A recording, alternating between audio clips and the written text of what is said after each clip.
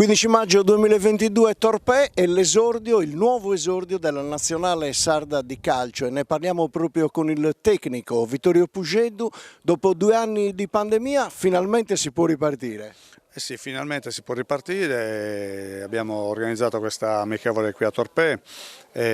con tanto entusiasmo, con tanta voglia finalmente di incontrarci e di trovarci in campo, perché ci siamo sì visti al di fuori del campo, magari per fare una chiacchierata, però mai purtroppo in un rettangolo di gioco. È la cosa più importante per noi,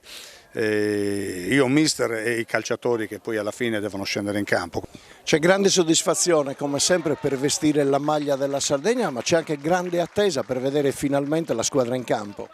Guarda, non ci siamo mai potuti incontrare, quindi è una formazione sotto tutti gli aspetti nuova, perché sì, è vero che fra di loro molti si conoscono, però insieme non hanno in pratica mai giocato, quindi automatismi questi sicuramente non si possono trovare, però cercheranno e cercheremo sicuramente di dare il massimo anche in questa partita, cercando di migliorare la nostra intesa a livello di squadra, e un'amalgama che in questo momento sicuramente è ancora da trovare e da perfezionare.